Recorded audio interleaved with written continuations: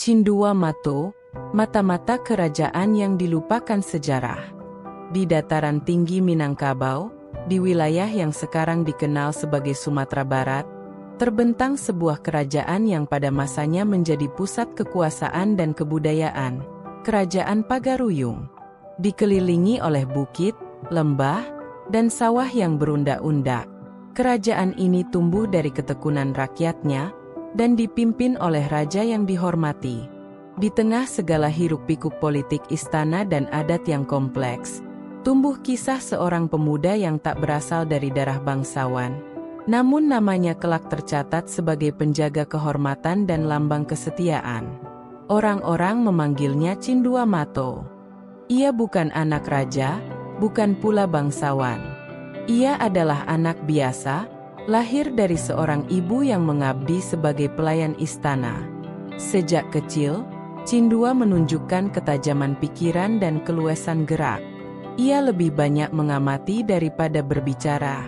Dalam diamnya, ia mencatat setiap gerak orang dewasa, memahami arah angin yang berembus di balik kata-kata, dan membaca maksud tersembunyi dalam tatapan mata para tetua. Ia tumbuh menjadi pemuda yang tangkas dan sigap. Di istana, ia belajar berbagai keterampilan: silat, membaca kode rahasia, menunggang kuda, dan ilmu mengintai. Ia dilatih untuk melihat, mendengar, dan mencatat, bukan untuk tampil ke depan. Sebagai mata dan telinga raja, tugasnya jelas: mengumpulkan informasi, menjaga rahasia, dan bergerak di bawah bayang-bayang. Suatu hari, suasana istana berubah.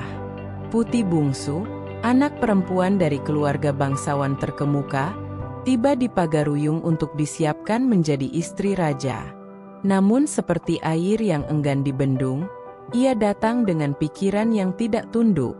Putih Bungsu bukan hanya cantik, ia cerdas, berani, dan mempertanyakan keputusan yang dipaksakan oleh adat. Di balik tirai istana, berlangsung perdebatan panjang.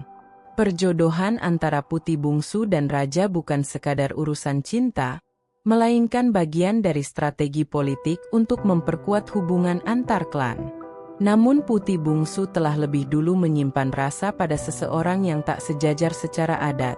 Seorang pemuda bernama Raja Nan Hitam, pemimpin dari wilayah yang jauh dan tak diakui sebagai bagian dari sistem kekuasaan Pagaruyung. Suatu hari, suasana istana berubah. Putih Bungsu, anak perempuan dari keluarga bangsawan terkemuka, tiba di Pagaruyung untuk disiapkan menjadi istri raja. Namun seperti air yang enggan dibendung, ia datang dengan pikiran yang tidak tunduk.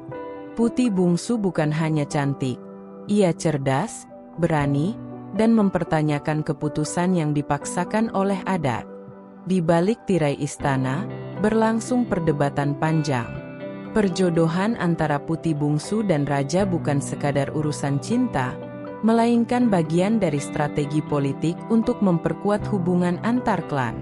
Namun Putih Bungsu telah lebih dulu menyimpan rasa pada seseorang yang tak sejajar secara adat. Seorang pemuda bernama Raja Nan Hitam, pemimpin dari wilayah yang jauh dan tak diakui sebagai bagian dari sistem kekuasaan Pagaruyung. Di tengah konflik yang meruncing, raja memerintahkan Cindua Mato untuk menyelidiki pergerakan Putih Bungsu. Tapi Cindua tak hanya menemukan rahasia. Ia terjebak dalam dilema moral. Ia melihat bahwa Putih Bungsu bukan ingin melawan adat semata, melainkan berusaha mencari ruang untuk menentukan nasibnya sendiri.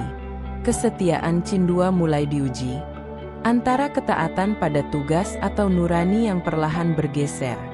Peristiwa memuncak ketika Putih Bungsu dikurung diam-diam karena dianggap membangkang. Ia dituduh telah menjalin hubungan terlarang dan menyebarkan pengaruh buruk. Dalam sunyi, Cindua bergerak. Ia memutuskan melakukan sesuatu yang tak pernah diajarkan padanya, membebaskan Putih Bungsu. Penyamaran, taktik senyap, dan jaringan informasi digunakannya untuk menciptakan celah di sistem istana. Bersama beberapa pelayan dan orang kepercayaannya, ia menyusun rencana pelarian. Putih Bungsu akhirnya berhasil meloloskan diri dan menuju wilayah timur bersama pengawalnya untuk mencari perlindungan. Namun kabar itu cepat menyebar. Cindua dianggap pengkhianat. Ia diburu dan dihadapkan pada hukuman mati. Tapi banyak rakyat, termasuk para pendekar muda dan pelayan istana, tahu siapa sebenarnya Cindua Mato. Dalam diam, mereka membantunya bertahan. Bahkan di antara para pembesar, ada yang mulai mempertanyakan keputusan raja. Dalam pengasingan, Cindua tidak tinggal diam. Ia menyusun jaringan informasi baru, menyamar sebagai pedagang, pengembara, bahkan pelayan di istana-istana kecil. Ia mengumpulkan cerita dari desa ke desa, menyaksikan sendiri bagaimana sistem kekuasaan yang kaku meminggirkan banyak suara. Ia melihat dengan mata sendiri bahwa kekuasaan, tanpa keseimbangan nurani, hanya akan menjadi beban bagi rakyatnya. Waktu berlalu. Raja yang lama wafat. Kepemimpinan berganti. Pagaruyung mulai membuka diri pada suara-suara baru, dan nama Cindua Mato kembali diperbincangkan. Tapi ia tak pernah kembali ke istana. Ia memilih tinggal di perbatasan, menjaga keseimbangan wilayah, dan bertindak sebagai pelindung tanpa mahkota.